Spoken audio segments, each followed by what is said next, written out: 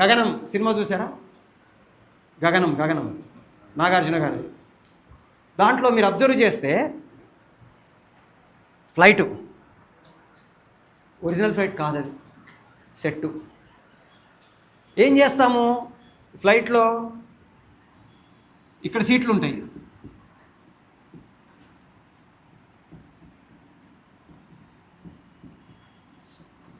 మధ్యలో గ్యాప్ ఉంది కదా. ఇక్కడ షూటింగ్ చేయాలనుకోండి, కెమెరా ఇక్కడ పెట్టినామనుకోండి, ఇటువైపు చైర్లన్నీ పీకేస్తాం. ఇక్కడి నుంచి చేయాలనుకోండి, ఇటువైపు చైర్లన్నీ పీకేస్తా. ఈ పక్కన చేయాలనుకోండి, ఈ పక్క చైర్స్ పీకేస్తా. ఇటు పక్క చేయాలనుకోండి, ఈ పక్క చైర్లు పీకేస్తా. ఇప్పుడు ఇక్కడ కెమెరా పెట్టాలనుకోండి, ఇక్కడ మొత్తం క్రూ కావాలి, ఈ బెంచీలన్నీ తీసేస్తాం. ఇక్కడ కెమెరా పెడతాం, అక్కడ కెమెరా పెట్టామనుకోండి, ఆ వెనక బెంచీలన్నీ తీసేస్తాం. మన సంజయ్ లీలా బన్సారీ గారి సినిమా సెట్టింగ్స్ ఎట్లా ఉంటాయి? ఒరిజినల్గా అంత ఉండదు. ఏం చేస్తాము, 4 వైపులా ఉంటాయి కదా, ఈ పక్క కెమెరా పెట్టేటప్పుడు ఈ గోడ పీకేస్తాడు ఆయన, ఈ గోడ తీసేస్తాం. మీకు ఇప్పుడు హైటెక్స్ అట్లాంటి చోట కన్వెన్షన్ సెంటర్స్ ఉంటాయి, పెద్ద హాల్ ఉంటుంది. ఆ హాల్ని మధ్యలో పార్టీషన్స్కి ఆర్టిఫిషియల్ గోడలు ఉంటాయి, అవి లోపల గోడల లోపల ఉంటాయి, వాటిని పీక్కొని వచ్చి మధ్యలో పెట్టుకుంటాం. మొత్తం హాల్ కావాలా, సగం హాల్ కావాలా, పావు హాల్ కావాలా, పావులో సగం కావాలా, మనం అడిగిన దాన్ని బట్టి ఆ రేటు తీసుకొని వాడు ఇస్తాడు. ఇచ్చే ప్రాసెస్లో ఏం చేస్తారు, ఆ గోడలతోటి సెట్ చేసి పెట్టుకుంటారు. అట్లాగే ఈ సెట్ వేసుకున్నప్పుడు ఆర్టిఫిషియల్ గోడలు ఉంటాయి, వాటిని తీసేస్తాం ఆ పక్కకి. అదే ఒరిజినల్ అనుకోండి, అది ఎంత ఉందో అంతే ఉంటుంది. ఆ ప్లేస్లోనే మనం ఇరుకిరుకు అయ్యా, కష్టపడా, ఇంకోటా చేసుకోవాలేను. అందుకని మనం వీలైనంత వరకు ఆర్టిఫిషియల్ అయితే బెస్ట్. కొన్నిసార్లు న్యాచురల్లోనే చిన్న చిన్న మార్పులు చేసుకోవడానికి ట్రై చేస్తాం, రైట్? సో ఆ డిపార్ట్మెంట్ వాళ్ళతో కూర్చొని మన బడ్జెట్ ఎంత, మనకి న్యాచురల్ అలాంటి లొకేషన్స్. ప్రొడక్షన్ మేనేజర్ వాళ్ళ దగ్గర లిస్ట్ ఉంటుంది.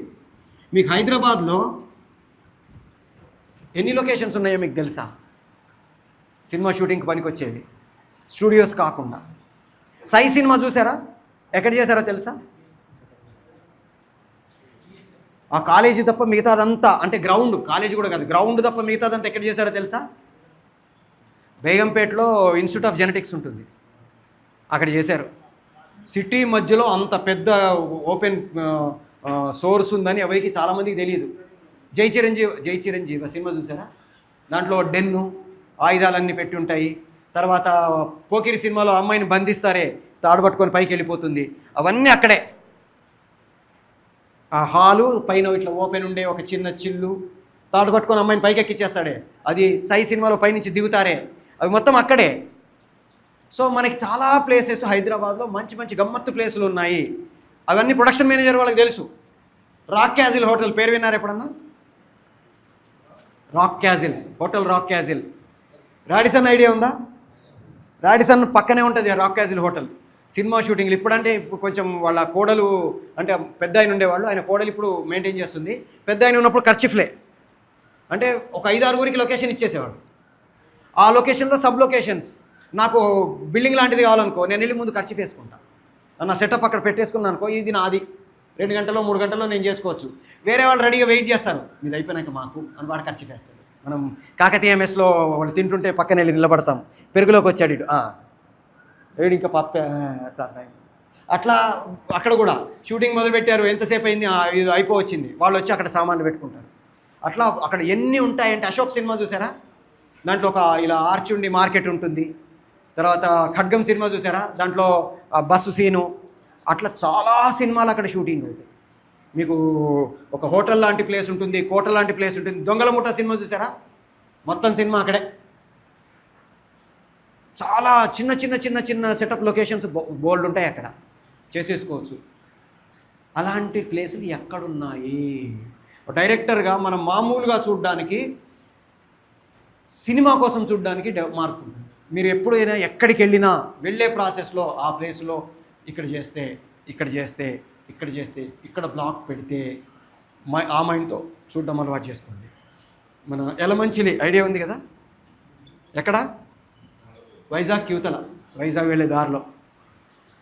అక్కడ ఎలమంచిలి నుంచి కొంచెం ముందు ఒక పెద్ద కొండ ఉండి, కొండ మీద ఒక టెంపుల్ ఉంటుంది. నేను ఎప్పుడు వైజాగ్ వెళ్ళినా చూసుకుంటూ ఎప్పటికన్నా ఇక్కడ చేయాలి అనుకుంటాను. డార్లింగ్ సినిమా చూసారా? డార్లింగ్ సినిమాలో ప్రభాస్ గారు వాడు కారు ఆగిపోతుంది, కారు ఆగిపోతే ఆయన హీరోయిన్ మిస్లీడ్ చేసేసి ఆమె వెళ్ళిపోతుంది, ఆయన నడుచుకుంటూ అచ్చు మిస్టర్ పర్ఫెక్ట్, సారీ డార్లింగ్ కాదు, మిస్టర్ పర్ఫెక్ట్లో మీకు ఆ కొండ దగ్గర షూటింగ్ చేశారు, వెనక బ్యాక్గ్రౌండ్లో ఆ కొండ ఉంటుంది. అనుకున్నా అబ్బా నాలాగే ఈ డైరెక్టర్ కూడా చూసుకున్నాడు ఈ కొండని అనుకుంటా. సో మీరు వెళ్ళేటప్పుడు రైల్లో వెళ్తున్నారు, బస్సులో వెళ్తున్నారు, కండిషన్ ఏంటంటే యాక్సెసిబిలిటీ, అక్కడికి యాక్సెస్ ఉండాలి, తర్వాత అక్కడ ఫెసిలిటీస్ ఉండాలి, ఈ రెండు చూసుకోవాలి. ఫ్లెక్సిబిలిటీ, ఫీజిబిలిటీ, ఫెసిలిటీస్, యాక్సెసిబిలిటీ, ఇవి చాలా కంపల్సరీగా చూసుకోవాలి మనము. స్టూడియో అయితే ప్రాబ్లం లేదు, ఎందుకని అక్కడ మనకు అన్నీ ఆల్మోస్ట్ పవర్ కావచ్చు అన్నీ కానీ సాకెట్స్ అన్నీ కంఫర్టబుల్గా ఉంటాయి. వేరే ప్రైవేట్ ప్లేసులు ఇప్పుడు ఆయన మా హౌస్లో చేస్తే అన్నారు, మన హౌస్లో చేసినప్పుడు అక్కడ లైట్లు ఒక 4 లైట్లు పెట్టాను అనుకోండి, ఎగిరిపోతాయి, ఫ్యూజులు ఎగిరిపోతాయి.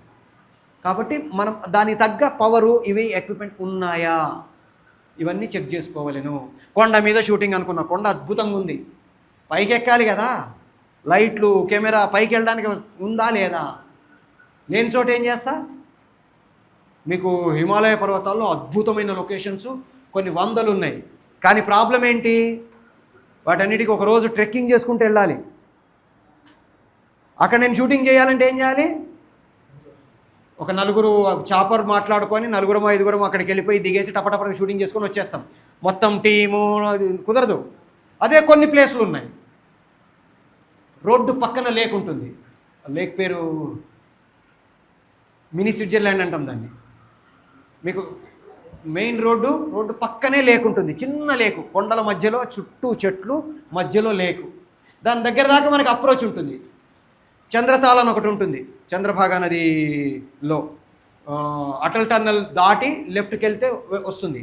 ఆల్మోస్ట్ చంద్రతాల్ నుంచి ఒక 1/2 కిలోమీటర్ వరకు మనకు అప్రోచ్ రోడ్డు ఉంటుంది, మెయిన్ రోడ్డు ఉంటుంది. అట్లాంటి చోట షూటింగ్ చేసుకోగలం. కాదండి ఒక 15 కిలోమీటర్ల లోపల అద్భుతమైన లొకేషన్ ఉంది, నేను ఏం చేసుకుంటాను, అక్కడికి యాక్సెసిబిలిటీ ఎట్లా లేదండి, ఒక ప్లేస్ ఉంది అక్కడ మనం వెళ్ళిపోవచ్చు, కానీ దాని ఓనరు పర్ డే ₹1 కోటి అడుగుతాడు, ఏం చేస్తాం, ఫీజిబిలిటీ ఉండాలిగా మనకి. సో ఫ్లెక్సిబిలిటీ అంటే అక్కడ మనం ఎక్కడ కెమెరా పెట్టినా ఎఫెక్టివ్గా ఉండాలి. రామోజీ ఫిలిం సిటీకి వెళ్ళారనుకోండి, రామోజీ ఫిలిం సిటీలో 2 రకాల ఇవి ఉంటాయి packages, individual location package, total package. Total package అనుకోండి మీరు ఎక్కడైనా కెమెరా పెట్టుకోవచ్చు, ఏమైనా చేసుకోవచ్చు. ఇండివిజువల్ ప్యాకేజ్ అనుకోండి, పొరపాటున నేను మన జైపూర్ గార్డెన్ తీసుకున్నా, జైపూర్ గార్డెన్లో పెట్టి అటు పక్కన జపనీస్ గార్డెన్ ఉంది కదా, హీరో హీరోయిన్ ఇక్కడ నిలబెట్టి జపనీస్ గార్డెన్ ఒప్పుకోరు, సెక్యూరిటీ గార్డ్ వచ్చి ఇట్లా పక్కన నిలబడి సార్ అటే తీసుకోవాలి సార్ అంటాడు. ఫ్లెక్సిబిలిటీ లేదు అక్కడ నాకు, మొత్తం ప్యాకేజ్ తీసుకుంటే తప్ప. సో అందుకని మనం లొకేషన్ సెలెక్ట్ చేసుకునేటప్పుడే, ఆర్ట్ డైరెక్టర్తో డిస్కస్ చేసుకునేటప్పుడే మనకి ఏం కావాలి, వాళ్ళు సెట్ అయ్యాలంటే మనకి ఏమేమి, వాళ్ళకి కావాల్సిన రిక్వైర్మెంట్ ఏంటి, మనకు కావాల్సిన రిక్వైర్మెంట్ ఏంటి. పార్కులో ఒక బెంచ్ కావాలి, ఆ బెంచ్ ఎట్లుండాలి, మన యాంటిక్ పీస్ లాగా ఉండాలా, మోడర్న్ లాగా ఉండాలా, అది పక్కన నీళ్లు ఉండాలా, ఏం కావాలి నాకు, ఇవన్నీ మనం వాళ్ళని అడిగి వాళ్ళకి డిజైన్ ఇచ్చి వాళ్ళతో చేయించుకుంటాం. వాళ్ళు ఏం చేస్తారు, ఫస్ట్ రఫ్ డిజైన్ ఇస్తారు, రఫ్ డిజైన్ బొమ్మలు వేస్తారు, దాని తర్వాత దాన్ని ఫైనలైజ్ చేసిన తర్వాత మినియేచర్ చేస్తారు. మినియేచర్ చేయడం ఎందుకు, డైరెక్ట్గా సెట్ వేసుకోవచ్చు కదా. మినియేచర్ వల్ల 2 లాభాలు. ఫస్ట్ది మినియేచర్ తోటి మనకు కొలతలు అవి తెలుస్తాయి, అవసరం అనుకుంటే విజువల్ ఎఫెక్ట్స్ చేసేటప్పుడు, గ్రాఫిక్స్ యానిమేషన్ చేసేటప్పుడు మనం దాన్ని షూట్ చేసేసి దాన్ని మనం కీయింగ్ చేసేసుకొని వాడేసుకోవచ్చు. చాలా వర్క్ చాలా ఈజీ అయిపోతుంది. రెండవది సెట్ తాలూకు రిప్లికేషన్ మనకు తెలుస్తుంది కాబట్టి ఎలా ఉంటుంది, కెమెరా ఎక్కడ పెట్టుకోవచ్చు ఏంటి, దాంట్లో మనకి ఎంత ప్లేస్ ఉంది, స్పేస్ ఎంత ఉంది, ఇవన్నీ మనకి ఐడియా వస్తాయి. అందుకని మినియేచర్ చేస్తాం, ఫైనల్గా వాళ్ళు సెట్ వేస్తారు, సెట్లో షూట్ చేసుకుంటాం.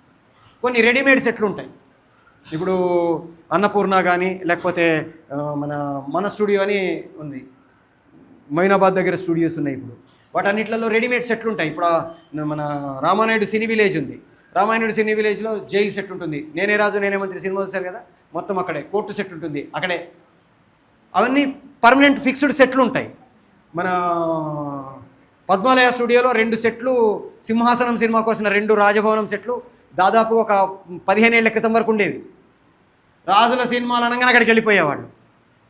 మన బడ్జెట్ ఎంత, మనం చేసే ప్రాసెస్ ఎంత, వీటిని బట్టి మనం దేనికి వెళ్ళాలి, న్యాచురల్కి వెళ్ళాలా ఆర్టిఫిషియల్కి వెళ్ళాలా ప్లాన్ చేసుకుంటాం. మెడ్రాస్ నుంచి హైదరాబాద్కి ఇండస్ట్రీ ట్రాన్స్ఫర్ అయిన కాలంలో మనకి అన్ని కథలు మెడ్రాస్ బేస్డ్ ఉండేది. హీరో మద్రాసులో కొడంబాకం వెళ్ళాడు, మీనంబాకం వెళ్ళాడు, ఇలా ఉండేది. అందుకని కంపల్సరీగా హీరో మద్రాస్ రైల్వే స్టేషన్లో బయటికి వెళ్ళాడు అనేది ఒక షాట్ ఉండేది. కృష్ణ గారు ఇక్కడికి మొత్తం సెట్ అయిపోయిన తర్వాత ఆయన దాదాపు ఒక 8 సినిమాలు అనేవి మెడ్రాస్ బేస్డ్ సినిమాలు ఉన్నాయి. ప్రతి దాంట్లో రైల్వే స్టేషన్ చూపించాలి. అక్కడికి వెళ్ళి రైల్వే స్టేషన్ దగ్గర షూట్ చేసుకొని రావడానికి దాదాపు ఒక 5 lakhs నుంచి 8 lakhs ఖర్చు అయ్యేది ఆ కాలంలో. సినిమాటోగ్రాఫరు, డైరెక్టరు, యాక్టరు, పక్కన వాళ్ళు, ఒక 2-3 టెక్నీషియన్స్, కెమెరా, ఇవన్నీ పట్టుకొని, కెమెరా అంటే అక్కడ రెంట్కి తీసుకున్నా సేమ్, వీటన్నిటికి కలిపి ఒక 5 నుంచి 8 లక్షలు అయ్యేవి ఆ కాలంలో. 8 సినిమాలు అంటే ఎంత, దాదాపు ఒక 60 లక్షలు కావాలి 8 సినిమాలకి. కృష్ణ గారి 8 సినిమాలు, ఆయనే ప్రొడ్యూసర్. తగ్గదా? కంపల్సరీగా సార్. ట్రైన్ టికెట్లో, ఫ్లైట్ టికెట్లో పెట్టుకొని వెళ్ళాలిగా. డైరెక్టరు, హీరో అయితే ఫ్లైట్లో వెళ్తారు, మిగతా వాళ్ళందరూ ట్రైన్లో వచ్చినా బస్సులో వచ్చినా, వీళ్ళిద్దరైతే ఫ్లైట్లో వెళ్ళాలి. దానికైతే తగ్గించలేంగా. మరి ఏం చేద్దాం అంటే ఒక పని చేయండి, తరణి గారు రమ్మనండి. తరణి గారు కాదు, మన భాస్కర్ రావు గారు అని ఆర్ట్ డైరెక్టర్, ఆ కాలంలో మంచి ఫేమస్. ఆయన పిలిచి మెడ్రాస్ రైల్వే స్టేషన్ సెట్ వేసేయండి, ఎంట్రన్స్ సెట్. 7 సినిమాలు వీళ్ళు అయిపోయినాయి. మొత్తం సెట్ అంతా కలిపి 10 లక్షల్లో అయిపోయింది. 50 లక్షలు మిగిలాయి వీళ్ళకి. అది కాకుండా ఆ కాలంలో మద్రాసు బేస్డ్ సినిమాలు వాటి అన్నిటికీ వీళ్ళు షూటింగ్ ఇచ్చేశారు. ఓ 50 లక్షలు ఎక్స్ట్రా వచ్చాయి. వీళ్ళకి డబ్బులు మిగలడమే కాకుండా అడిషనల్గా ఒక 50 lakhs వచ్చాయి. సో మనకి ఏది ఫీజిబుల్ చెప్పే కదా. ఒక్కటి సినిమా కోసం చార్మినార్ సెట్ ఎందుకు వేసుకోవాలి? మొత్తం కథ అంతా నాకు ఆ పర్టికులర్ లొకేషన్లో ఉంది, అందుకని సెట్ వేసుకున్నాను. హిట్ అయింది, సెట్ వల్ల హిట్ అయిందని ఫీలింగ్ వచ్చింది. నెక్స్ట్ మన రమేష్ బాబు గారు, తరణి గారు, గుణశేఖర్ గారు, ముగ్గురు అలా సౌత్ ఇండియన్ టూర్ వెళ్ళారు. మధురై మీనాక్షి టెంపుల్కి వెళ్ళారు. అబ్బా ఈ టెంపుల్ సెట్ వేస్తే అన్నారు తరణి గారు. ఎంత అవుద్ది అన్నారు రమేష్ గారు. 1.5 అయిపోద్దండి అన్నారు తరణి గారు. మీ దగ్గర ఏమైనా కథ ఉందా అని అడిగారు గుణశేఖర్ గారిని. లేదండి రాసుకోవచ్చు అన్నాడు ఆయన. అయితే మీరు రాసుకునే పనిలో ఉండండి, మీరు చేసుకునే పనిలో ఉండండి, ఇది చేసేద్దాం అన్నాడు. ఇమీడియట్గా తరణి గారు అక్కడ వాళ్ళ టెంపుల్ వాళ్ళని రిక్వెస్ట్ చేసి ఫొటోస్ అవి దాన్ని డిజైన్స్ అవన్నీ తీసేసుకొని బొమ్మలు వేసుకొని వచ్చేసారు. వచ్చేసిన తర్వాత డిజైనింగ్ మొదలెడితే మొత్తం సెట్కి 3 కోట్ల వరకు అవుతుంది. మెయిన్ గాలి గోపురం ఒకటి ఉంటుంది, దానికే 75 లక్షలు అయింది. తర్వాత కోనేరు ఉంటుంది. ఆ కోనేరు మనకి జనరల్గా సెట్లో 3 రకాల సెట్లు ఉంటాయి: full used, semi used, dummy. Full used set అంటే దాని మీద ఎక్కుతాము, తొక్కుతాము, ఆడతాము, పాడతాము, అన్నీ చేస్తాం.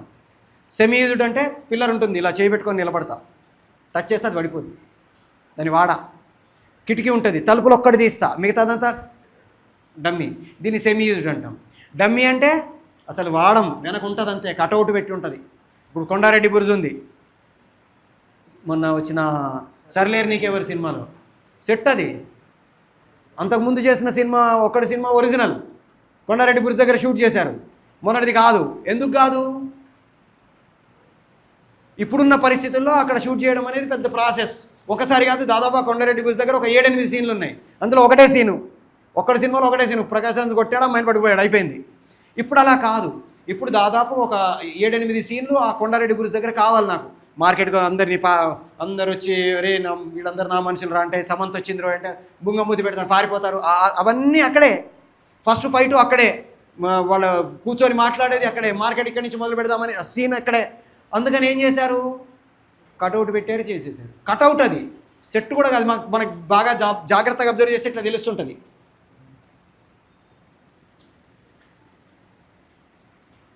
ఈ ఎడ్జిల్ చూస్తే తెలుస్తుంది అది కటౌట్ అని. ప్రేక్షకుడు నమ్మాడు చాలు కదా. ఫిల్మిక్ స్పేస్ ఓకే, ప్రేక్షకుడు నమ్మాడు కదా కొండారెడ్డి బుర్జ్ అని. కొండారెడ్డి బుర్జ్ కాదని ఒకటి నమ్మాడా? అయిపోయింది, సినిమా నడిచింది. కాబట్టి మనకి ఏం కావాలి? ఫ్లెక్సిబిలిటీ ఉండాలి, ఫీజిబిలిటీ ఉండాలి, యాక్సెసిబిలిటీ ఉండాలి, ఫెసిలిటీస్ ఉండాలి. ఇవి ఉంటే మనం ప్లాన్ చేసుకోవచ్చు. ఇది ఆ డిపార్ట్మెంట్తో వాళ్ళతో మాట్లాడతాము, ఆ డైరెక్టర్తో మాట్లాడతాము. మనకి సెట్ ఎప్పటికి కావాలి, మన షూటింగ్ టైం ఎప్పుడు, ఏ టైంకి ఏది కావాలి, ఏమేమి సెట్లు ఉన్నాయి, మొత్తం లొకేషన్స్ ఎన్ని ఉన్నాయి, ఒక్కొక్క లొకేషన్లో ఎన్ని సీన్లు ఉన్నాయి, ఇవన్నీ చార్ట్స్ ప్రిపేర్ చేసుకుంటాం. ఒక 6 టైప్స్ ఆఫ్ చార్ట్స్ ఇంటూ 2, 12 రకాల చార్ట్స్ ప్రిపేర్ చేసుకోవాలి మనము. కాస్టింగ్ చార్ట్, లొకేషన్ చార్ట్, తర్వాత hand properties chart, set properties chart, makeup chart, costume chart. ఇన్ని రకాల చార్ట్స్ రాసుకుంటాం. ప్రతి సీన్ చార్ట్స్ ఎట్లా, చార్ట్లో ఎలిమెంట్స్ ఉంటాయి, కాలమ్స్ ఉంటాయి. ప్రతి చార్ట్లో కాలమ్స్ ఉంటాయి. ప్రతి చార్ట్లో serial number, scene number, gist of the scene 3 common. Serial number, scene number, gist of the scene. Gist of the scene అంటే ఒక 2-3 లైన్లలో ఆ సీన్లో ఏం జరుగుతుంది దాన్ని పెట్టుకుంటాం. అక్కడి నుంచి స్టార్ట్. లొకేషన్ అనుకోండి, లొకేషన్ ఏంటి, దాని డిస్క్రిప్షను, దాంట్లో కావాల్సిన స్పెసిఫికేషన్స్, రిమార్క్స్ రాసుకుంటాం. అట్లాగే మేకప్ చార్ట్ అనుకోండి, నేమ్ ఆఫ్ ది క్యారెక్టర్, వాడి మేకప్ ఏంటి, డిస్క్రిప్షన్ ఏంటి. కాస్ట్యూమ్ చార్ట్ అనుకోండి, సీన్ నెంబర్ ఏంటి, అందులో ఉండే క్యారెక్టర్స్ ఏంటి, ప్రతి క్యారెక్టర్కి ఉండాల్సిన కాస్ట్యూమ్స్ ఏంటి, మేకప్ ఏంటి, అట్లా ప్రతి సీన్కి రాసుకుంటాం. మొత్తం 70 సీన్ ఉంటే 70 సీన్లకి రాసుకుంటాం. Next type of second type of chart, అంటే 6 చార్ట్లు 2 టైప్స్ అనుకున్నాం కదా. ఒకటేమో సీన్ వైజ్ చార్ట్స్, రెండోదేమో సబ్జెక్ట్ వైజ్. అంటే క్యారెక్టర్ చార్ట్ అయితే నేమ్ ఆఫ్ ది క్యారెక్టర్, వాడు ఎన్ని సీన్లలో ఉన్నాడు, నేమ్ ఆఫ్ ది లొకేషన్, ఆ లొకేషన్లో ఎన్ని సీన్లు ఉన్నాయి, మేకప్, ఒక క్యారెక్టర్కి ఏ మేకప్ సీన్లు వైజ్గా ఎలా మారుతుంది. ఇలా 2 రకాల చార్ట్స్ మనం ప్రిపేర్ చేసుకొని పెట్టుకుంటే వీటిని బేస్ చేసుకొని ఆయా డిపార్ట్మెంట్స్తో మనం డిస్కస్ చేసుకుంటాము. రైట్. తర్వాత మేకప్, కాస్ట్యూము వీళ్ళతో కూర్చుంటాము. వాళ్ళతో మనకు కావాల్సిన రిక్వైర్మెంట్స్ ఏంటి. పర్టికులర్గా మేకప్ అనుకోండి, ఎంతమంది ఆర్టిస్టులు కావాలి, మేకప్ అసిస్టెంట్లు ఎంతమంది కావాలి, హెల్పర్స్ ఎంతమంది కావాలి, మేకప్ ఆర్టిస్ట్కి మేకప్ అసిస్టెంట్కి తేడా ఏంటి. మేకప్ ఆర్టిస్ట్ అంటే మొత్తం మేకప్ చేస్తాడు, అసిస్టెంట్ అంటే సపోర్ట్, మన చిన్న అవి చేస్తాడు. హెల్పర్ అంటే కాలకైలు ఉన్నారు, 4 బకెట్లు పట్టుకొని కూర్చుంటారు. ఒకడు వస్తాడు, రాగానే నల్ల కలర్లో బ్రష్ ముంచి సప్పడ పూసి పక్కకు, 2వ బకెట్ దగ్గరికి వెళ్తాడు, తెల్ల కలర్ ఉంటుంది, 2 ముంచి టీయం పో అంటాడు. 3వ దగ్గరికి వస్తాడు, ఎర్రది ఉంటుంది, 2 ముంచి బొట్లు పెట్టి పో అంటాడు. ఇది గ్రూపుగా చేసే ప్రాసెస్లో ప్రాబ్లం ఉండదు. కానీ స్పెసిఫిక్గా చేయాలనుకోండి, ఒక్కొక్క ఆర్టిస్ట్కి ఒక్కొక్కసారి 3 గంటలు 4 గంటలు పడుతుంది. మెయిన్ క్యారెక్టర్స్ అన్నిటికీ ప్రత్యేకంగా మనం మేకప్ చేసుకోవాలేను. మేకప్ చేసేటప్పుడు మనకి straight makeup, character makeup, corrective makeup, effects అని 4 రకాలు ఉంటుంది మేకప్. స్ట్రైట్ మేకప్ అంటే ఆ మనిషి బయట ఎలా కనబడుతున్నాడో కెమెరా స్క్రీన్ ముందు కూడా అలాగే కనబడతాడు, పెద్ద తేడాలు ఏం లేవు అని లాగా మేకప్ చేస్తాం. Makeup compulsory. మేకప్ జూనియర్ ఆర్టిస్టులకు తప్ప క్యారెక్టర్ చేసే ప్రతి ఆర్టిస్ట్కి మనం మేకప్ చేసి తీరవలేను. ఎందుకు? కెమెరాలో కనబడవలేను కాబట్టి, కెమెరాలో పర్ఫెక్ట్గా కనబడవలేను కాబట్టి, ఎక్స్ప్రెషన్స్ కనబడవలేను కాబట్టి, లైట్ వేస్తే ఆ రిఫ్లెక్షన్ రావాలి కాబట్టి కంపల్సరీ మేకప్. సో ఆ మేకప్ స్ట్రైట్ మేకప్ అంటే వాళ్ళు బయట ఎట్లా కనబడుతున్నా, ఇప్పుడు నేను ఇలా కనబడుతున్నా, ఇలాగే నేను స్క్రీన్ మీద కూడా ఉంటా. సెకండ్ది క్యారెక్టర్ మేకప్. క్యారెక్టర్ మేకప్ అంటే బయట ఉన్నట్టు కాకుండా డిఫరెంట్గా కనబడేటట్టుగా చేస్తాము. ఉదాహరణకి స్నేహం కోసం అని చిరంజీవి గారి సినిమా ఉంది. దాంట్లో చిరంజీవి గారు 2 క్యారెక్టర్స్ చేశారు. ఒకటి Raju character, 2 Simhadri character. Raju character straight, Simhadri character age మార్చి మీసాలు పెట్టి కొంచెం డీగ్లామర్ చేసి, అట్లాగే ఇంద్రుడు చంద్రుడు కమల్ హాసన్ గారు 2 క్యారెక్టర్లు చేశారు. ఒకటి Chandu character, 2 Rayudu character, mayor Rayudu character. Chandu character straight నార్మల్గా ఉంటుంది, రాయుడు క్యారెక్టరు ఎత్తుపళ్ళు పొట్ట అనుకుంటూ రావాలి, మారిపోయింది. సాగర సంగమం కమల్ హాసన్ గారు 3 వేరియేషన్స్ చేశారు. ఒకటి young age, 2 middle age, 3 old age. 3 ఏజ్లకి 3 different characterisations. ఒకటి ఫస్ట్ చేసింది స్ట్రైట్, మిగతా 2 క్యారెక్టర్ మేకప్. అట్లా మనకి కావలసిన మేకప్ సెటప్ ఏంటి, స్ట్రైట్ మేకప్ చేస్తున్నామా, క్యారెక్టర్ మేకప్ చేస్తున్నామా. 3వది కరెక్టివ్ మేకప్, అంటే వాళ్ళ ఫేస్లో ఉండే ప్రాబ్లమ్స్ అవి తీసేసి మంచిగా అందంగా కనబడేటట్టు చేయడమో, లేకపోతే అందంగా ఉండే వాళ్ళని డీగ్లామర్ చేయడమో చేస్తాం. బతుకమ్మ సినిమా చూసారా, సింధు తులాని గారు, చాలా బాగుంటుంది. కానీ ఆ సినిమాలో ఏం చేశాము, డీగ్లామర్ చేశాము, నల్లగా కనబడేటట్టు. మన నీలాంబరి అని ఒక సినిమా ఉంటుంది, దాంట్లో రమ్యకృష్ణ గారు 2 వేరియేషన్స్ ఉంటాయి. ఒకటేమో నల్లగా ఎత్తుపళ్ళతో ఉంటుంది, 2 రమ్యకృష్ణ గారు. అట్లా మీరు సుమ గారిని బయట చూసారా, ఆమని గారిని చూసారా, రోజా గారిని చూసారా? బయట చూస్తే వాళ్ళను మీరు గుర్తుపట్టరు. నేను బెంగళూరు ఫ్లైట్లో వెళ్తున్నా, పక్క సీట్లో వచ్చి కూర్చుంటే వాయిస్ ఎక్కడో విన్నట్టుంది అని చూస్తే ఆమెని గారు. బయట చూస్తే గుర్తుపట్టం, ఎందుకని? వాళ్ళు మొహమంతా కలర్ కావచ్చు, షేప్ కావచ్చు, ఇవన్నీ చూడడానికి అంత అందంగా ఉండకపోవచ్చు, కానీ మేకప్ చేస్తే అరే మేకప్ చేస్తే ఇంత బాగుంటారా వీళ్ళు అనిపిస్తుంది. సో దాన్ని కరెక్టివ్ మేకప్ అంటాం. లాస్ట్ది ఎఫెక్ట్స్. ఎఫెక్ట్స్ అంటే కాలిపోయింది, మన యాసిడ్ పడింది, మచ్చలు వచ్చాయి, పుట్టు మచ్చలు, లేకపోతే కోసాము, మన గాయమైంది, ఇట్లాంటి వాటిని అన్నింటినీ ఎఫెక్ట్స్ అంటాం. జనరల్గా makeup 2 dimensional makeup, 3 dimensional makeup అని 2 రకాలుగా ఉంటుంది. 2 డైమెన్షనల్ మేకప్ అంటే జస్ట్ కలర్స్ షేడ్స్ తోటి చేస్తే మేకప్ 2 డైమెన్షనల్ అంటాం. 3 డైమెన్షనల్ మేకప్ అంటే ఎక్స్ట్రా బయటికి తీసి ఎంబోస్ చేసి, మనకి ఇప్పుడు కాలిపోయింది, బొబ్బ రావాలి, ఒట్టిగా ఇట్లా కాలిపోయిందంటే మనము ఒక ఉల్లిపొర ఉంటుంది కదా, ఉల్లిగడ్డ మీద పైన పొట్టు, దాన్ని పెట్టేసి చుట్టూ ఇట్లా నల్లటి కలర్ పెట్టేసి కొంచెం రెడ్ కలర్ పెట్టామనుకోండి, కాలిపోయినట్టు కనబడుతుంది. ఇది 2 డైమెన్షనల్ మేకప్. కాదు, దాన్ని బొబ్బ రావాలి అంటే ఆ బొబ్బ ఏం చేయాలి, బెలూన్ ఊది దాన్ని పెట్టి చుట్టూ అది పెట్టి ఆ బెలూన్కి కలర్ వేసి, బ్లాక్ కలరు బ్రౌన్ కలర్ వేసి ఇంత చేస్తాం. దీన్ని మనం 3 డైమెన్షనల్ మేకప్ అంటాం. అంటే బయటికి ఎక్స్పోజ్ అవుతూ కనబడే డెప్త్ క్రియేట్ చేసే వాటిని మనం 3 డైమెన్షనల్ మేకప్ అంటాం. సో మేకప్ ఆర్టిస్టు ఒకరోజు ఎన్ని క్యారెక్టర్స్కి చెయ్యాలి, ఎంతమంది రావాలి వాళ్ళు? బాహుబలి లాంటి సినిమా అనుకోండి, యుద్ధం సీన్ అనుకోండి, దాదాపు ఒక 30 మంది మేకప్ ఆర్టిస్టులు కావాలి నాకు. ఎందుకని? శివగామికి చేయాలి, బల్లాల దేవుడికి చేయాలి, బిజ్జల దేవుడికి చేయాలి, పూజారికి చేయాలి, బాహుబలికి చేయాలి, అందరికీ మేకప్ చేయాలి. ఆఖరికి కాలకేయ ప్రభాకర్కి చేయాలి. కాలకేయులందరికీ గుంపు వేరే వాళ్ళు చేస్తారు. కానీ మేజర్ క్యారెక్టర్స్ అయితే ఒక 25-30 క్యారెక్టర్స్ ఉన్నాయి. అక్కడ 2 భటులు ఉంటారు పక్కన, బాడీ గార్డ్స్, వాళ్ళకి చెయ్యాలి. సో ఇంతమందికి చేయాలంటే నాకు ఎంతమంది కావాలి? మళ్ళీ టచ్అప్స్ సెట్లో ప్రతి అరగంటకో 30 గంటకో లేదా ఒక్కోసారి 10 నిమిషాలకు ఒకసారో based on the short makeup చేసే ప్రాసెస్లో టచ్అప్ వాళ్ళు కావాలి. ఈ మేకప్ జనరల్గా ఒక 3 రకాలుగా చేస్తాం. ఒకటి ఫుల్ మేకప్, సెకండ్ది పౌడర్, మన దాన్ని ఏమంటాము పాన్ కేక్, మూడోది పౌడర్ పఫ్. ఫుల్ మేకప్ అంటే ఫౌండేషన్ వేస్తాము, దాని మీద షేడ్స్ ఇస్తాము, ఆ తర్వాత థియేటర్ పౌడర్ కొడతాము, దాన్ని ఫిక్స్ చేస్తాము, తర్వాత లైన్స్ అవన్నీ ఇచ్చి మేకప్ చేస్తాము. ఇది ఆయిల్తో చేసింది కాబట్టి దాదాపు ఒక 7-8 గంటల వరకు పోకుండా ఫిక్స్డ్గా ఉంటుంది, ప్రాబ్లం ఉండదు, నీళ్లు పడ్డా పోదు. ఇది ఫుల్ మేకప్ అంటాం, ఫౌండేషన్తో చేసే మేకప్. సెకండ్ది ప్యాన్ కేక్ అంటాం. ప్యాన్ కేక్ అంటే వాటర్ బేస్డ్ కలర్. ఒకసారి మొత్తం ప్యాన్ కేక్ తీసుకుంటాము, మన స్కిన్ టోన్ని సెట్ చేసి ఫౌండేషన్ వేయం, ఫౌండేషన్ ఆయిల్ది క్రీమ్ ఉంటుంది, అది పూసి దాని మీద మనము పౌడర్ వేసిన తర్వాత ప్యాన్ కేక్ పడతాం. ఆ ఫౌండేషన్ వేయకుండా డైరెక్ట్ ప్యాన్ కేక్తో మేకప్ చేస్తాం. ఇది ఒక అరగంట 30 గంట ఉంటుంది.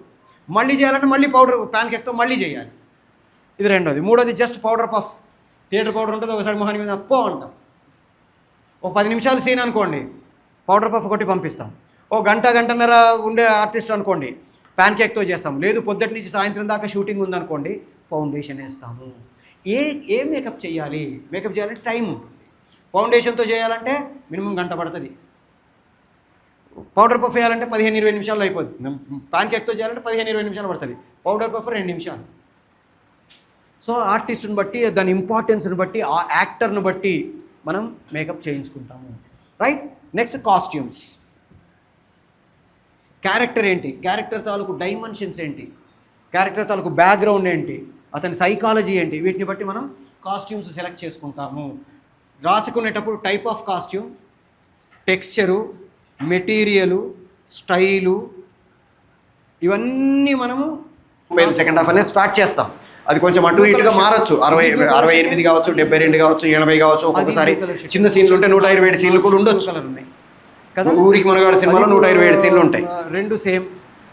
సో కదా, మనకి బ్లాక్ అన్నాను, అన్ని బ్లాకే. ఆ సీన్లు ఎన్ని, షర్టా, లాల్చియా, కోట్ లాంటిదా, ఏంటి ప్యాటర్న్ ఏంటి, డీటెయిల్డ్గా మనం రాసుకోవలెను. వాళ్ళకి తీసుకునే కాస్ట్యూమ్స్ జనరల్గా ఏం చేస్తాము, పర్చేజు, రెంటు, స్టిచ్చింగు, ఓను, 4 రకాలు ఉంటుంది కాస్ట్యూమ్స్లో. పర్చేజ్ అంటే రెడీమేడ్ కొనేస్తాం, రెంట్ అంటే రెంట్కు తీసుకొని వస్తాం, స్టిచ్చింగ్ అంటే కొలతలు తీసుకొని కుట్టిస్తాం, ఓన్ అంటే మీ కాస్ట్యూమ్స్ మీరే తెచ్చుకోండి అంటాం. ఈ మధ్య కాలంలో చాలామంది ఓన్ తెచ్చుకోండి అంటున్నారు. పాతకాలంలో ఎవ్వరూ ఓన్ తెచ్చుకోమనే వాళ్ళు కాదు. ఇప్పుడు ఏంటి, బడ్జెట్స్ మిగిలించుకోవడాలు, అన్ని చేయాలి, మనకి తెచ్చుకోమంటారు. అన్నీ తెచ్చుకోలేరుగా. రాజు కాస్ట్యూమ్ కావాలని వాళ్ళు ఎక్కడ తెచ్చుకుంటారు, బిచ్చగాడి కాస్ట్యూమ్ కావాలని వాళ్ళ దగ్గర ఎందుకు ఉంటుంది కదా. సో ఎలాంటి కాస్ట్యూమ్ దాన్ని బట్టి మనం కొనాలా, రెంట్కు తేవాలా, స్టిచ్చింగ్ చేయించుకోవాలా. పెద్ద ఆర్టిస్టులు, స్టార్సు అనుకున్న వాళ్ళకి మనం స్టిచ్చింగ్ చేయిస్తాం. ఎందుకని, పర్ఫెక్ట్గా సెట్ కావాలి కాబట్టి. మిగతాయి అయితే కొంటాము లేదా రెంట్కి తెస్తాము. ఎలా డిసైడ్ చేయాలి కొనాలా రెంట్కి తేవాలా అనేది? మనకి ఎన్ని రోజులు కావాలి, దానికి ఎంత పడుతుంది.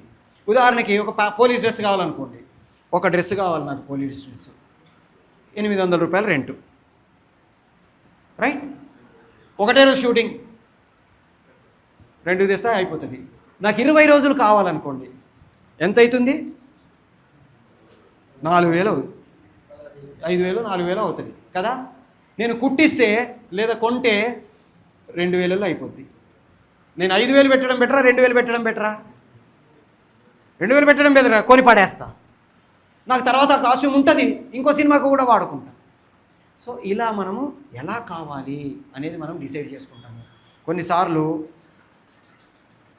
ఆ సిచ్యుయేషన్ను బట్టి దానికి ఇంత పెట్టొచ్చు అనేది మనం డిసైడ్ చేసుకుంటాము.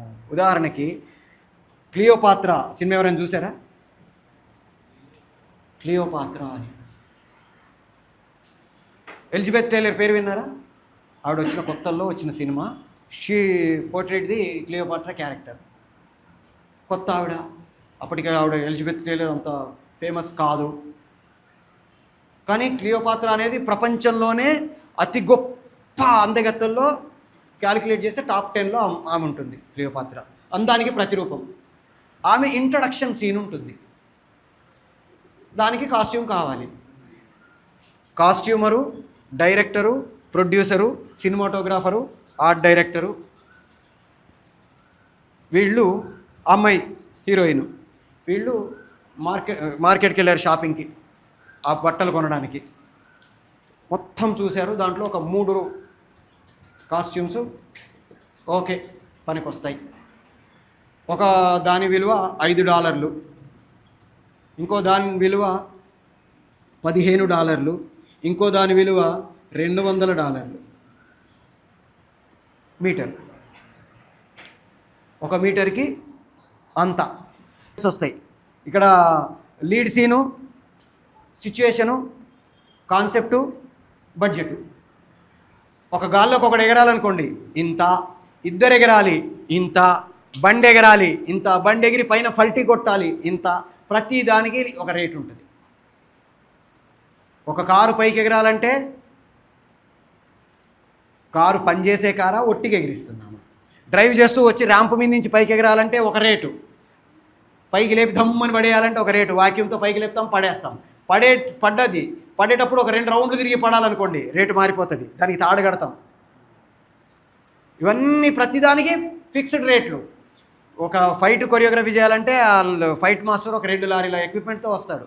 కింద ఫుట్ మన ఇవి వేస్తారు, మ్యాట్లు వేస్తారు, తాళ్ళు, కెరైన్లు, వాటికి తాళ్ళు మొత్తం అవన్నీ తర్వాత మనం ఎరేజ్ చేస్తాం. సో ఈ ప్రాసెస్లో మనకి ఏం కావాలి? ఇద్దరు బొరదలో పడి దొరలాలనుకోండి, ప్రాబ్లం లేదు, డబ్బులే లేవు, కెమెరా ఉంటే చాలు, 2 ఆర్టిస్టులు ఉంటే చాలు. శివ సినిమా మేము అప్పుడు చిన్నపిల్లలం, మా ఫ్రెండ్ వాళ్ళ ఫాదరు ప్రొడ్యూసర్, ఆయన రిక్వెస్ట్ చేసి రామ్ గోపాల్ వర్మ గారితో మాట్లాడుకొని సినిమా మొత్తం కీసై స్కూల్లో జరిగిన షూటింగ్ అంతా మేము అక్కడ ఉన్నాం. సాంబశివరావు గారు అని ఫైట్ మాస్టర్, రామ్ గోపాల్ వర్మ గారు ఫస్ట్ ఫైట్ చేయాలి జేడి చక్రవర్తి గారికను నాగార్జున గారికి మధ్యలో ఫైట్ సీన్. సాంబశివరావు గారు వచ్చారు, ఆ చెట్టుకు తాడు కట్టండి, ఇక్కడ క్రేన్ పెట్టండి, ఇట్లా ఎగురుతాడు, పల్టీ కొడతాడు, దూకుతాడని చెప్తున్నాడు. వర్మ గారు వచ్చారు, ఇట్లా చూశారు, ఒక 2 నిమిషాలు నిలబడ్డారు, లోపలికి వెళ్ళిపోయి అప్పుడు క్యారవాన్లు బొంగలేం లేవు, చెప్పాయి కదా, ప్రిన్సిపాల్ రూమ్లో 2 బెంచ్లు వేసుకున్నాడు, పడుకున్నాడు. రాడు, ఆయన వస్తే కదా షూట్ చేయాల్సింది, రాడు. అరగంట అయిపోయింది, 30 గంట అయిపోయింది, లంచ్ బ్రేక్ అన్నాడు, తిన్నారు. అప్పుడు వచ్చి జేడీ గారిని పిలిచి, ఒక పని చేయండి, మొత్తం గుంపు నిలబడండి మీరు అన్నాడు.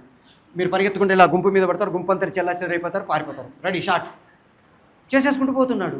ఫైట్ మాస్టర్ వాళ్ళు అక్కడ కూర్చున్నారు, చూస్తున్నారు, వాళ్ళతో సంబంధం లేదు, ఈయన చేసుకుంటూ పోతున్నాడు. నాగార్జున గారికి జేడీ గారికి చెప్పారు, ఇక్కడ కెమెరా ఉంటుంది, మీరు పరిగెత్తుకుంటూ వచ్చి గోడను గుద్దుకున్నట్టు పారిపోతారు, ఆయన పోయిన 2 సెకండ్ల తర్వాత మీరు వచ్చి గోడను గుద్దుకొని పారిపోతారు, రెడీ. ఇట్లా చేసుకుంటూ వెళ్ళిపోతున్నాడు ఫైట్ మొత్తం. సాంబశివరావు గారు రయ్యని కారు వేసుకొని జీప్ వేసుకొని వెళ్ళిపోయాడు, టాప్లెస్ జీబు రయ్యని వెళ్ళిపోయాడు ఆయన. ఒక గంట తర్వాత అప్పుడు కాయిన్ ఫోన్లు ఉండేవి, ఇంత డబ్బాలు ఉండేవి, కాయిన్ వేసి మనం మాట్లాడాలి, అటు నుంచి వస్తే మనకు వినొచ్చు. మేము అక్కడ కూర్చొని చూసేవాళ్ళం. ఫోన్ వచ్చింది, అక్కడ ఆ అబ్బాయి ఉన్నాడా, వాయిస్ ఎక్కడ విన్నట్టుంది, నేను నాగేశ్వరరావు మాట్లాడుతున్నారు, అక్కడ అబ్బాయి ఉన్నాడా, సార్ పెట్టేసి పరిగెత్తుకుంటూ వెళ్ళి, సార్ ఫోన్ వచ్చింది, నాగార్జున గారు వచ్చారు. వచ్చి తీసుకుంటే, ఏమిటి సాంబశివరావు వచ్చి కంప్లైంట్ చేస్తున్నాడు, ఆయనతో సంబంధం లేకుండా షూటింగ్ చేసుకుంటున్నాడట అంటే, ఆయన ఏదో ట్రై చేస్తున్నాడు డాడీ, ఈసారికి ఆయనకి డబ్బులు ఇచ్చి పంపించేయండి, ఆయనకు మాట్లాడిన డబ్బులు ఇవ్వండి, ఇతన్ని ఈయన స్టైల్లో చేసుకొని ఇవ్వండి అన్నాడు. ఒక ట్రెండ్ క్రియేట్ అయ్యింది. మొత్తం ఫైట్స్ అన్నీ రామ్ గోపాల్ వర్మ గారే కంపోజ్ చేశారు. ఒక్క ఫైట్ మాస్టర్ కంపోజ్ చేసిన ఫైట్ ఒక్కటి కూడా లేదు. అన్నీ న్యాచురల్గా మనం పొద్దున్న లేస్తే చూస్తే ఆ ఎక్విప్మెంటు, క్రేన్లు, తొక్కలు లేవు. మీరు అందుకే సినిమాలో చూడండి, ఎక్క ఫైట్లు, జంపులు ఏముండవు, అన్ని కింద పడి దొర్లడాలు, పారిపోవడాలు, లేచి పరిగెత్తడాలు ఉంటాయి అంతే. సో నాకేం కావాలి అయితే, జనరల్గా డైరెక్టర్లో 3 రకాల డైరెక్టర్స్ ఉంటారు, కొరియోగ్రఫీ కానీ ఫైట్స్ కానీ. ఫస్ట్ టైప్ ఆఫ్ డైరెక్టర్, ఇదిగో ఈ ముక్క నేను షూట్ చేస్తున్నా, ఇది ప్లేసు, ఇక్కడ ఆర్టిస్టులు ఉంటారు, ఇక్కడ కెమెరా ఉంటుంది, ఈ ఆర్టిస్టులతో నువ్వేం చేస్తావో చెయ్యి. ఇది first type of directors, Viswanath garu కానీ, రాఘవేంద్ర గారు కానీ, ఇట్లాంటి వాళ్ళు. రెండో టైప్ ఆఫ్ డైరెక్టర్స్ ఉంటారు, ఈ ముక్క చేద్దాం, ఏం చేస్తావో చెయ్యి, నేను కెమెరా ఎక్కడ పెట్టుకోవాలి, ఏం చేయాలి నేను చూసుకుంటా. అంటే వాళ్ళను బట్టి నేను, ఫస్ట్ ఆర్డర్ నేనే, తర్వాత నువ్వు, రెండో వాళ్ళు నువ్వేం చేస్తావో దాన్ని బట్టి నేను మూడోది ఏం లేదు, పాట అంత నీ చేతిలో పెడతా, నువ్వు మొత్తం చేసేసి ఎడిట్తో సహా చేసి నా చేతిలో పెట్టు. 90% ఆఫ్ ద యంగ్ డైరెక్టర్స్ ఇదే ఫాలో అవుతున్నారు. మొత్తం పాట లేదా ఫైట్ మాస్టర్ కానీ కొరియోగ్రాఫర్ కానీ అప్పచెప్తారు, వాళ్ళు కంప్లీట్ చేసి మన చేతిలో పెడతారు. ఎప్పుడు కూడా ఫస్ట్ టైప్ ఆఫ్ డైరెక్టర్ ఎప్పుడు క్రియేటివ్, సెకండ్ ఓకే, థర్డ్ మంది కాదు, వాడే చేశాడు నేనెందుకు. సో అలా ఉంటుంది, రైట్. నేను ఎట్లా చేసుకోవాలి అనేది ప్లాన్ చేసుకుంటాను. ఇవి అయిపోయిన తర్వాత cinematography department, most important department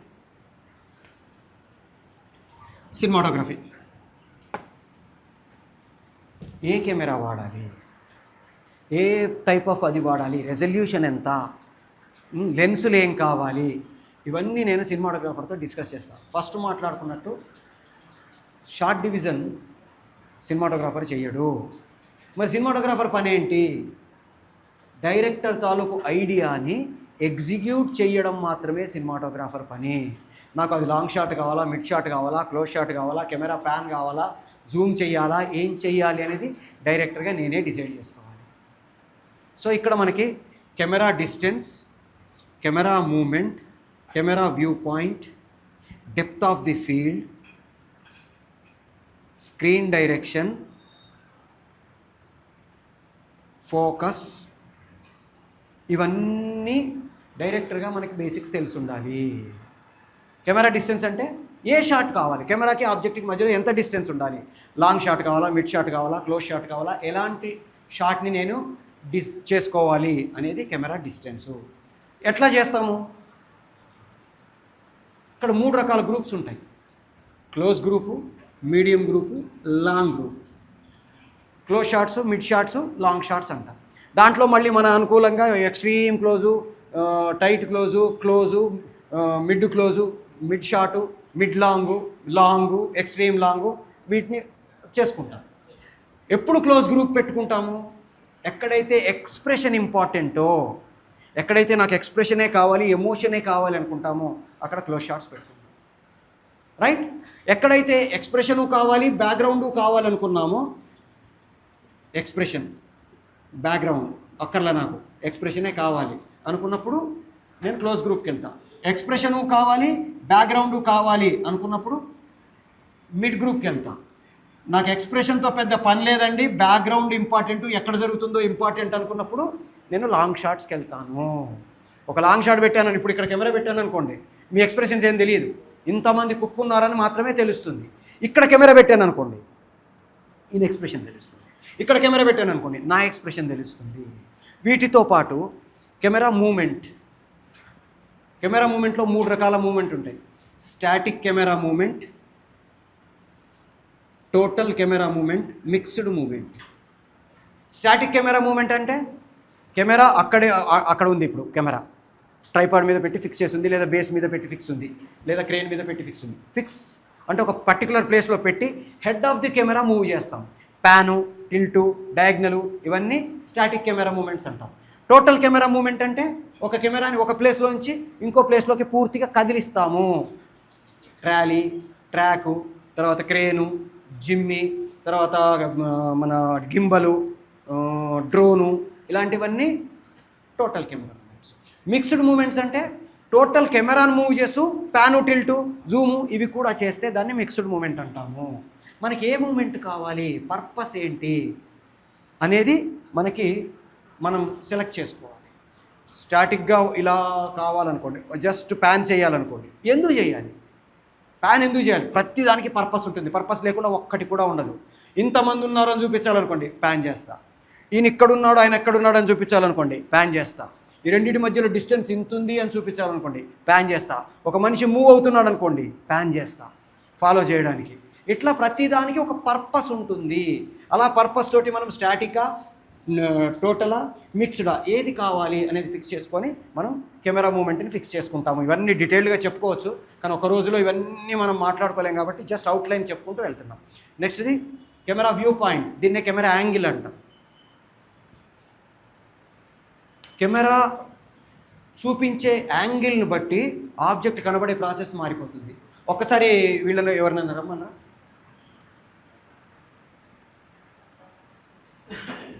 ఒక ఆబ్జెక్ట్ని మనం చూపించే ప్రాసెస్ కొంచెం తేడా వచ్చినా అది మనం ప్రేక్షకుడు చూసే ప్రాసెస్ మారిపోతుంది. దీంట్లో మనకి low angle, eye level, high angle, top, bottom. Eye level అంటే ఆబ్జెక్ట్ కళ్ళు, కెమెరా లెన్స్ రెండు సేమ్ హైట్లో ఉంటాయి. హై యాంగిల్ అంటే కెమెరాని పైన పెడతాం. లో యాంగిల్ అంటే కెమెరాని కింద పెడతాము. టాప్ అంటే నెత్తి మీద పెడతాము. బాటం అంటే డౌన్లో పెడతాం. అది పెదరాయుడు కాదు, పెదరాయుడు పెట్టి పెదరాయుడులో సత్యనారాయణ గారు వచ్చే సీన్ ఉంటుంది చూడు, పెదరాయుడు సీన్స్ అని కొడితే నీకు అది వస్తుంది చూడు, నేను చెప్తా పెట్టు ఇక్కడ. సో మనం ఆబ్జెక్ట్ను చూసే ప్రాసెసే మారిపోతుంది.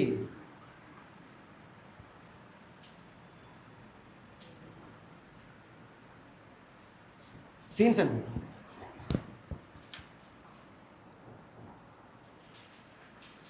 మూడు డైలాగ్స్ కాదబ్బా, సీన్స్.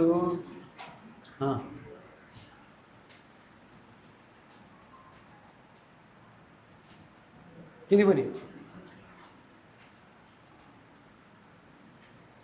అంత దూరం ఉండదు, కిందికి రాని, ఇదే ఈ సీన్. ఇందులో మీరు అబ్జర్వ్ చేయండి, యాంగిల్ ప్రేక్షకుడు చూసే ప్రాసెస్లో ఎంత మార్పులు చేపిస్తుంది.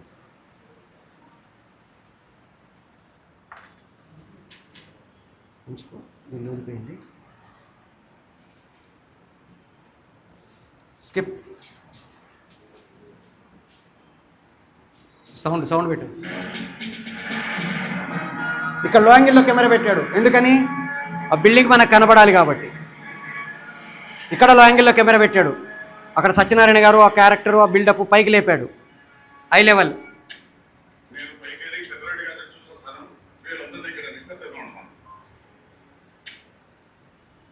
ఐ లెవెల్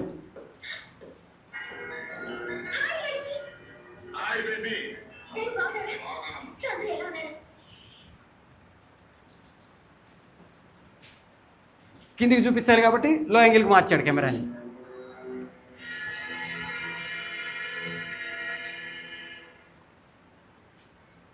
నమస్కారం అండి. మీకు నా మీద కోపం ఉంటే చెప్పుతో కొట్టాను, అంతేగాని ఇలా హాస్యం అంటే ఇందులో హాస్యం ఉంది. కూర్చోను. నేను మీ ముందు ఏనాడైనా కూర్చున్నానండి. ఇక్కడ సౌందర్య రియాక్షన్ క్లోజ్. మీరు కూర్చోకపోతే నేను చేస్తాను. కొంచెం లోలో పెట్టాడు కెమెరా. వ్యాపారం ఎలా జరుగుతుంది? మీ దైవం బాగానే. ఇందులో మా దయ ఉందండి, అంతా భగవంతుడే. అమ్మమ్మ అలానే. ఇక్కడ నుంచి కెమెరా ప్యాన్ అవుతుంది చూడండి. మీ నాన్నగారు అక్కడికి మూమెంట్ తీసుకుంటున్నాడు. ఎందుకు? ఆ అమ్మాయిని యాడ్ చేయాలి, ఈ రోజు నాకు అందుకని కెమెరా అక్కడ మూవ్ చేసుకున్నాడు. ఈ బాధ నా కుటుంబం ఇంత పచ్చగా ఉంది అంటే మీరు జూమ్ చేశాడు. ఆ అమ్మాయి ఎక్స్ప్రెషన్ కావాలి, క్లోజ్కి వెళ్ళాడు. లైట్ ఎదుగుతుంది. ఇక్కడ చూడండి, సత్యనారాయణ గారిని లో యాంగిల్లో పెట్టి చూపిస్తున్నాడు. బిల్డప్ క్యారెక్టర్ హైలో కనబడుతుంది. లో యాంగిల్లో ఉంది కెమెరా. సెక్రటరీ ఆ వివరాలన్నీ నోట్ చేసుకుని ఎడ్యుకేషన్ మినిస్టర్ గారితో చెప్పి అప్పడేయాలి. సారీ, అవుట్ ఆఫ్ స్టేషన్ చెప్పారు కదా, ఆ టైం ఏంటి? ఎక్కడ పెట్టాడు కెమెరా? బిల్డప్ లో యాంగిల్లో పెడితే సుపీరియర్గా కనబడుతుంది ఆబ్జెక్ట్. సెక్రటరీ వీరికి 20,000 సార్ నా జాబ్ విషయం ఇబ్బంది లేదు. Thank you sir. Good morning daddy. Good morning baby. అమ్మా జాగింగ్ వెళ్ళదా? లేదు డాడీ, నా ఫ్రెండ్ ఇంటికి వెళ్ళొస్తున్నాను. Very good. నువ్వు వెళ్ళి టిఫిన్ చేయమా, మీ డాడీకి వచ్చాక రెండు పెడతా. అలాగే. అలాంటోడు ఇప్పుడు ఇలా ఉన్నాడు. ఈ ఊరు పక్కనే ఫ్యాక్టరీ కట్టడానికి స్థానం అంటే చూడడానికి వచ్చాను. ఎలాగో ఈ దూరం వచ్చాను కదా, మిమ్మల్ని కూడా చూసి వెళ్దాం వచ్చాను. వస్తానండి. అలాగే అమ్మాయితో మాట్లాడి వెళ్ళండి. లేదు, కొంచెం అత్యంత అదేంటండి, ఇంత దూరం వచ్చి కనీసం కన్న కూతురు ఎలా ఉందో అడగకుండా పెడతారా? అందులో అమ్మాయి ఒట్టి మనిషి కూడా కాదు. నా బిడ్డని ఇంటి కోడలుగా చేసిన తర్వాత ఎలా ఉంది అని అడగడం, దేవుని ముందు పువ్వు పెట్టి ఆ భక్తుడు దాని యోగక్షేమం గురించి అడిగినప్పుడు నాకు సెలవు ఇప్పించాను. వెళ్ళండి. ఇక్కడ అబ్జర్వ్ చేయండి, యాంగిల్స్ మారుతాయి. ఈ అమ్మాయి లో యాంగిల్లో పెట్టాడు, ఆ అమ్మాయిని సుపీరియర్ చూపించాడు. ఇప్పుడు ఆ క్యారెక్టర్ని పైకి లేపుతున్నాడు చూడండి. ఈ అమ్మాయి కిందికి దిగుతుంది, ఆ క్యారెక్టర్ పైకి లేస్తుంది. ఈ ఇన్ఫీరియర్, అది సుపీరియర్.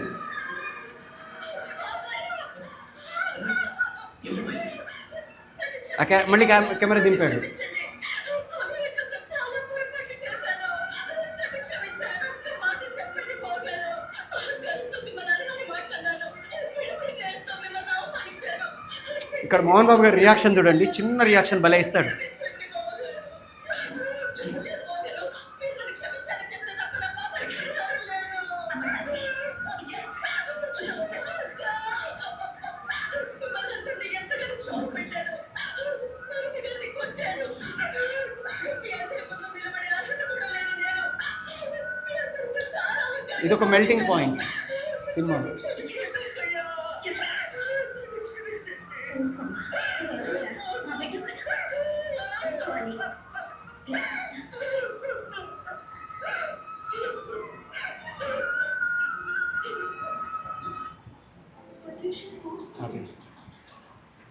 క్యారెక్టర్స్ ఎంత ఫీలింగ్, మనం చూసే ఫీలింగ్ ఎంత మారిపోయింది. నార్మల్గా పెట్టి ఇది తీస్తే మనకు ఆ ఫీలింగ్ మారదు. ప్రేక్షకుడు క్యారెక్టర్ని చూసే ప్రాసెస్ ఆటోమేటిక్గా ఆ యాంగిల్ని బట్టి మారుతుంది. లో యాంగిల్లో పెట్టామనుకోండి క్యారెక్టర్ సుపీరియర్గా కనబడుతుంది. హై యాంగిల్లో పెట్టామనుకోండి క్యారెక్టర్ ఇన్ఫీరియర్గా కనబడుతుంది. హై లెవెల్లో పెట్టామనుకోండి క్యారెక్టర్ యాజ్ ఇట్ ఈజ్గా కనబడుతుంది, అది ఎలా ఉందో అలాగే కనబడుతుంది. టాప్లో పెట్టామనుకోండి క్యారెక్టర్ ఎక్కడ ఉంది, ఒక్కడు ఓపెనింగ్ సీన్, క్యారెక్టర్ ఎక్కడ ఉంది, ఏం చేస్తుంది, దాని చుట్టుపక్కల ఏమున్నాయి మనం ఎస్టాబ్లిష్ చేస్తాం టాప్ యాంగిల్లో పెడితే. బాటమ్ యాంగిల్లో పెట్టామనుకోండి ఆబ్జెక్ట్ని సూపర్ న్యాచురల్గా చూపిస్తాం. ఇందిరా సినిమాలో చిరంజీవి గారు హెలికాప్టర్ నుంచి దిగిపెట్టి కింద ఓ గొయ్యిదవి దాంట్లో కింద కెమెరా పెట్టి పైనుంచి ఆర్టిస్ట్ నడుపుతాం. ఒక్కడు మన ఓపెనింగ్ సినిమా పెట్టు,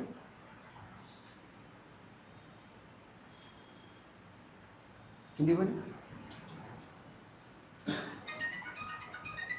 ఇక్కడ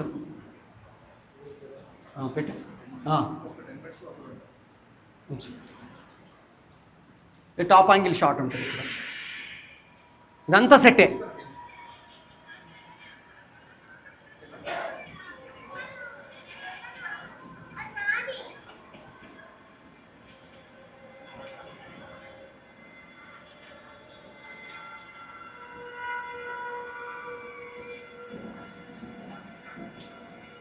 టాప్ యాంగిల్. మధ్యలో అజయ్ అనేవాడు ఉన్నాడు, చుట్టూ ఆపోజిట్ గ్రూప్ మనుషులు సరౌండ్ చేశారు.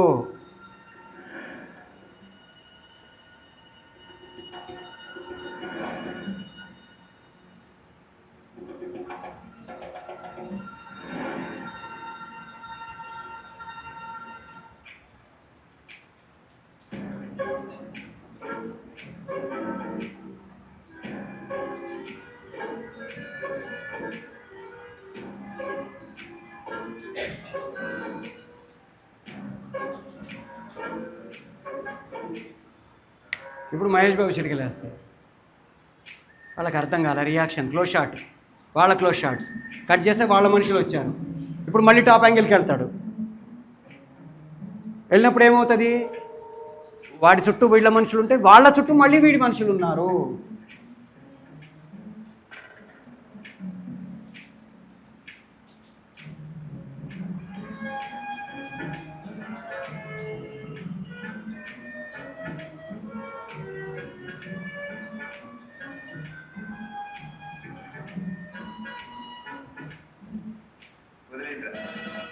పరార్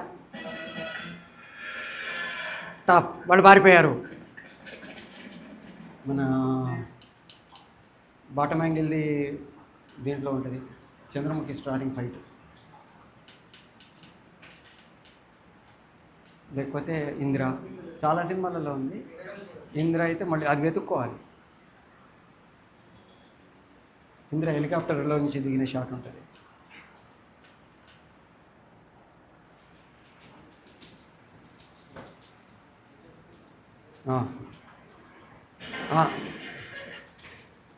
ఇంకా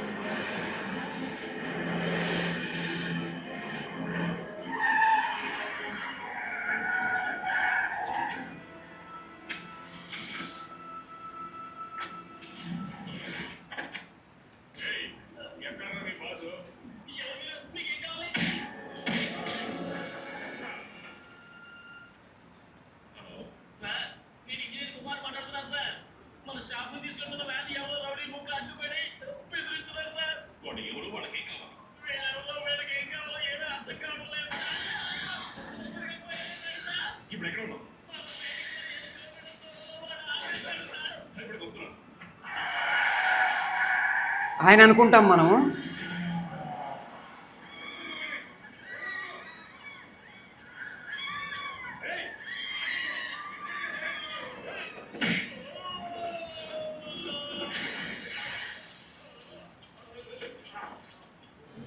అది బాటం.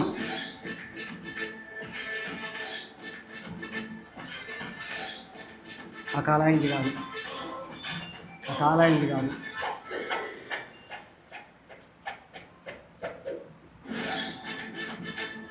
ఇది బొమ్మ.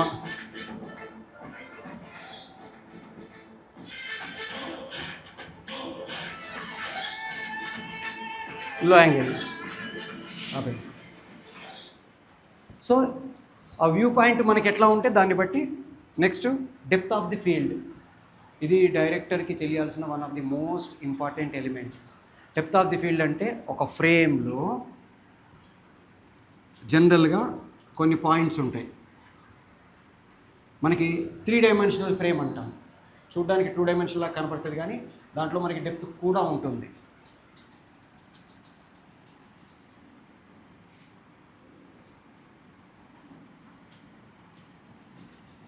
ఇది మన 3 డైమెన్షనల్ ఫ్రేమ్.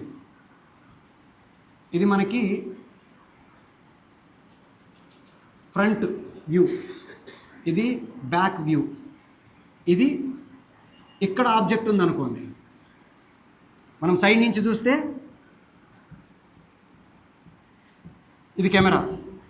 ఇది మనకి ఫోర్గ్రౌండ్ లైన్ అంటాం, ఇది ఆబ్జెక్ట్ లైన్ అంటాం, ఇది బ్యాక్గ్రౌండ్ లైన్ అంటాం.